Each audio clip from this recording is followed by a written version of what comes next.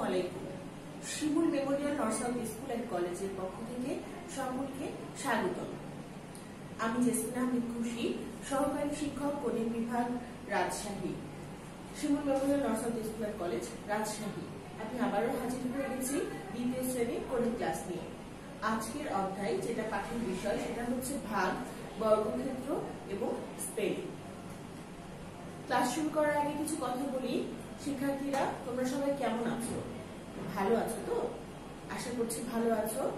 আর এখন যে করোনার যে সমস্যাটা বাইরে কেন আমাদের সবার মধ্যেই আছে, এখন আমরা যথেষ্ট পরিমাণে সাবধানতা অবলম্বন করব, স্বাস্থ্যবিধি মেনে চলবো, বেশি বেশি পুষ্টিকর খাবার খাবো।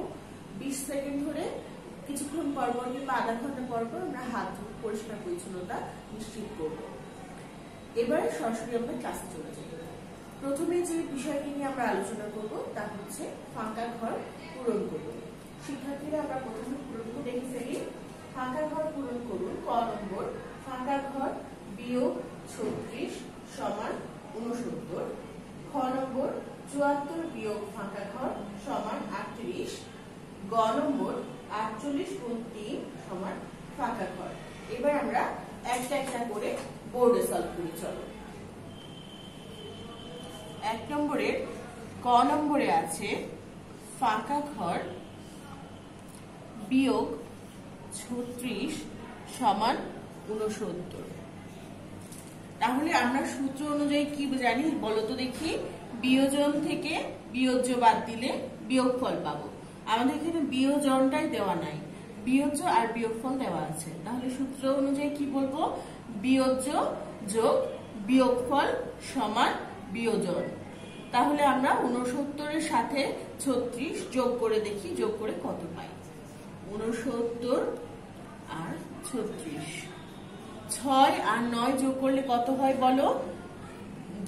6 এর পর থেকে কোনো 7, 8, 9, 10, 11, 12, 13, 14, 15। 15 কত বসবে?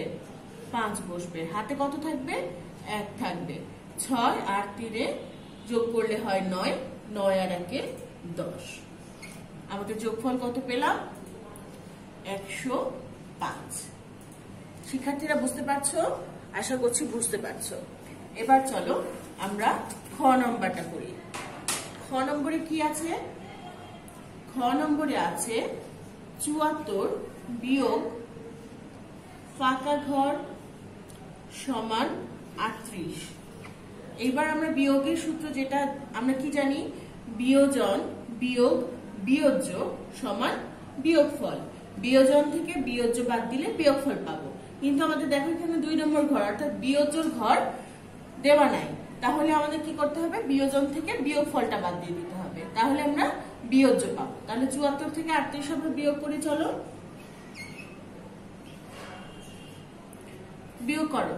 এখানে 4 আছে, এখানে 8 আছে। 4 কে কত ধরবো? 14 ধরবো। 14 থেকে 8 বাদ দিলে কত হয়? 9, 10, 11, 12, 13, 14। কত পেলাম? 6 পেলাম। তাহলে এখানে 6 বসিয়ে দিলাম। এখানে যে 1 ধার নিয়েছিলাম, এই 1টা এখানে ফেরত দিয়ে দিলাম।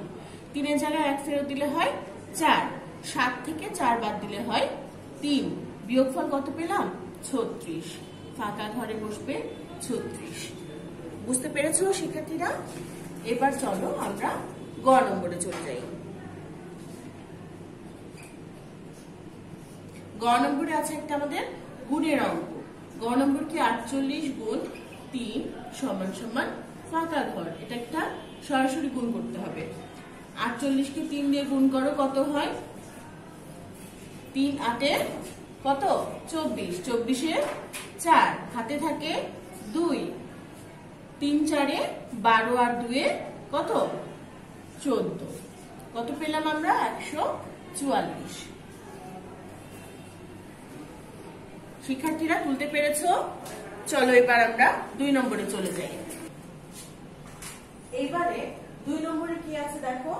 সংক্ষেপে উত্তর 3। সংক্ষেপে উত্তর 3 এর প্রথম প্রশ্নটা কি আছে বলো?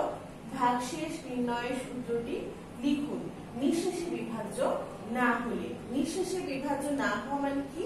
নিঃশেষে বিভাজ্য না হওয়া মানে হচ্ছে ভাগশেষ অংশটা সূত্রে থাকা। তাহলে এবার হচ্ছে ভাগশেষ নির্ণয় সূত্র লিখতে বলেছে। ভাগশেষ সমান ভাজ্য বিয়োগ ভাজক গুণ ভাগফল। আবার বলছি, ভাগশেষ সমান ভাজ্য বিয়োগ ভাজক গুণ ভাগফল। ভাগশেষ বের করতে গেলে কি করতে হবে? প্রথমে ভাজক আর ভাগফল গুণ করতে হবে, তারপরে ভাজ্য থেকে সেটা বিয়োগ করে দিতে হবে, তাহলে আমরা পাবো ভাগশেষ। খ নম্বরে কি বলছে? 1 টাকা সমান কতটি সিক্কি? 1 টাকা সমান কয়টি সিক্কি? 4টা সিক্কি। গ নম্বর হচ্ছে একটি সিক্কি সমান কত পয়সা? 25 পয়সা। একটি সিক্কি সমান কত পয়সা? 25 পয়সা। ঠিক আছে শিক্ষার্থীরা, তুলতে পেরেছো? এবার চলো আমরা 3 নম্বরে চলে যাই। 3 নম্বরে কি আছে দেখো, নিচের ডিজিট গুলোর স্পেলিং করে লিখুন। স্পেলিং করে লেখা মানে হচ্ছে ইংরেজিতে বানান করে লেখা। ডিজিট গুলো কি আছে দেখো, 76 76, 77 77, 78 78, 79 79, 80 80। এবার আমরা স্পেলিং গুলো করে ফেলি। SEVENTY 70, SIX 6 76। এবার আসো 77, SEVENTY 70, SEVEN 7 77,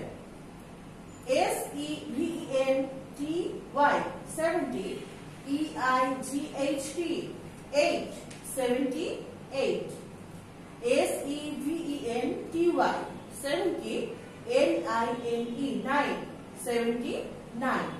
এবার আমরা 80 বানান করব, EIGHTY 80। আমরা এবার প্রথম থেকে একবার পড়ে আসি। SEVENTY 70, SIX 6 76। আবার বলি, SEVEN 7, TY 70, SIX 6 76। এবার 77, SEVEN 7, TY 70, SEVEN 7 77। 78, SEVEN TY 70, EIGHT 78, SEVEN 7 TY 70, NINE 9 79। এবার 80 বানান করব, EIGHTY 80। শিক্ষার্থীরা তুলতে পেরেছো?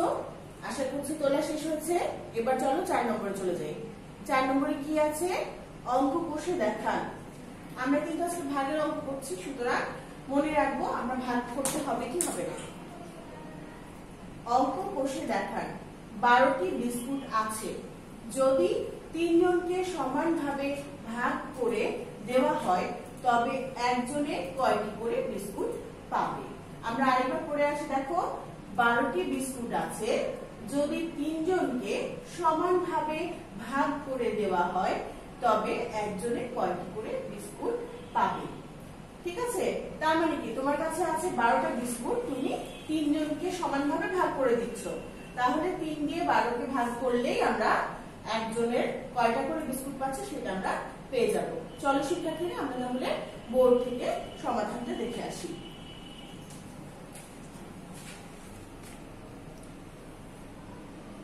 সমাধান।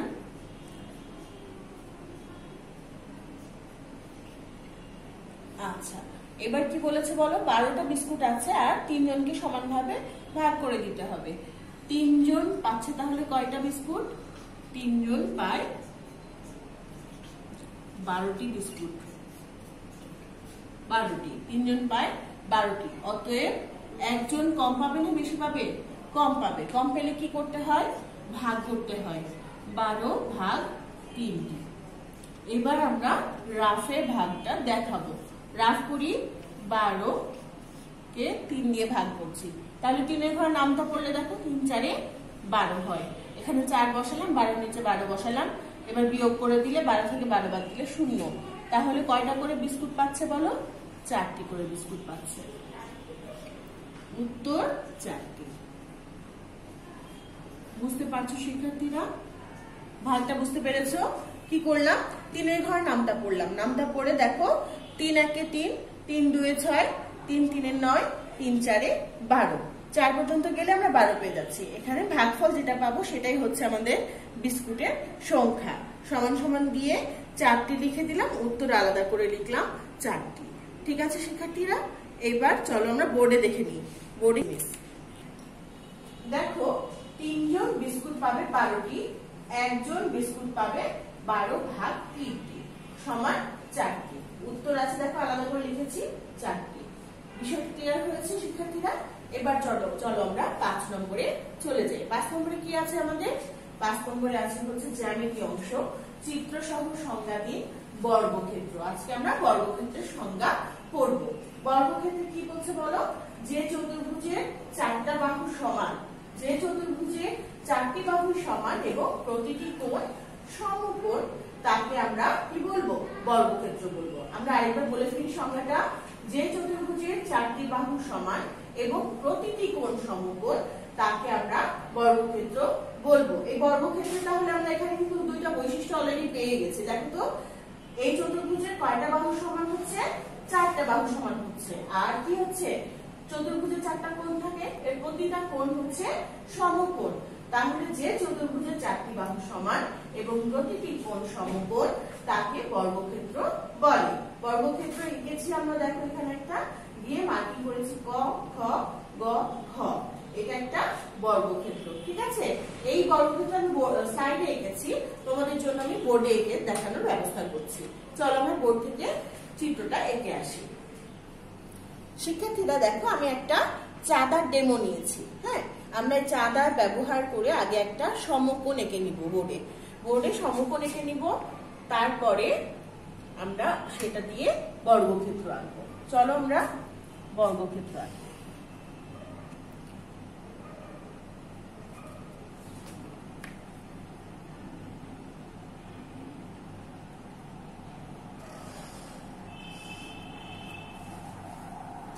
এইবার কাটা কম্পাস ব্যবহার করে কি করব? আমরা বাহু নির্ধারণ করব। বলেছে 4টা বাহু সমান, 4টা বাহুই আমাদের যেন সমান হয়। ঠিক আছে, কাটা অংশটা এই কোণের উপরে বসাবো। বসানোর পরে একটা চাপ এঁকে নিব। দেখেছো?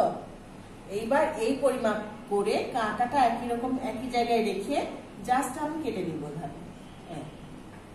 আবার দেখো,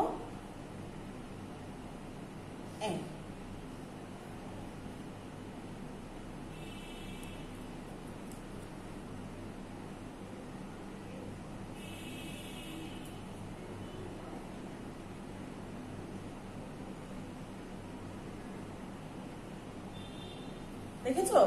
এবার দেখো আমরা কি করব?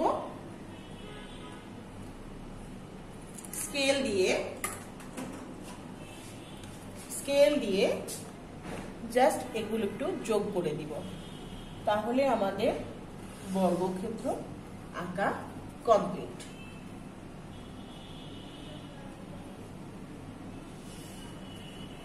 শিক্ষার্থীরা দেখছো, এখানে ক, এখানে খ, এখানে গ, আর এখানে ঘ। খেয়াল করছো, আমি ক, খ, গ, ঘ এভাবে কিন্তু লিখছি না, আমরা ধারাবাহিকতা মেনটেন করছি। ক, খ, গ, ঘ। এটা কি আমাদের বলতো? এটা হচ্ছে আমাদের বর্গক্ষেত্র। এটা কি? বর্গক্ষেত্র। শিক্ষার্থীরা খেয়াল করে দেখো, আমাদের এইটার বাহু, এই বাহু, এই বাহু, এই বাহু, অর্থাৎ ক, খ, খ, গ, গ, ঘ, ক, ঘ, এই 4টা বাহু কিন্তু সমান।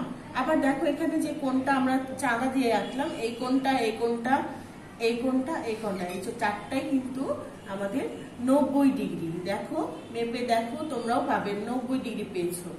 আমি 90 ডিগ্রি পেয়েছি, তোমরা পেয়েছো তো? আশা করছি পেয়েছো। এবার চলো আমরা পরের দিন কি আছে স্লাইডে চলে যাই। Next day feedback 30। আমাদের আজকের যে ক্লাসটা হলো, এই ক্লাসের উপরে ভিত্তি করে ভালোভাবে চর্চা করে আমাদের নেক্সট ডে ফিডব্যাক 13 এর পড়াটা কমপ্লিট করে ফেলবে। তোমাদের কাছে ফিডব্যাকের শীট চলে গেছে আশা করছি। আজকের ক্লাসটা চর্চা করবে বাসায় খুব ভালো মতো। প্র্যাকটিস না করলে কিন্তু অঙ্ক পারবো না আমরা। হ্যাঁ, অঙ্ক একবার করে ফেলছি, কিন্তু বাসায় যদি বারবার চর্চা করি ব্যাপারটা আরো সহজ হবে। তো শিক্ষার্থীরা, আজকে আর ক্লাস না বাড়াই, আজকে এই পর্যন্তই। আগামী দিন আবার দেখা হবে ইনশাআল্লাহ। সবাই সে পর্যন্ত ভালো থাকো, সুস্থ থাকো। আসসালামু আলাইকুম।